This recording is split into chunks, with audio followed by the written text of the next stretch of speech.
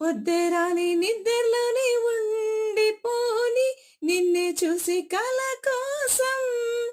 సర్లే కాని చీకట్లోని చేరుకొని నువ్వు కోరే అవకాశం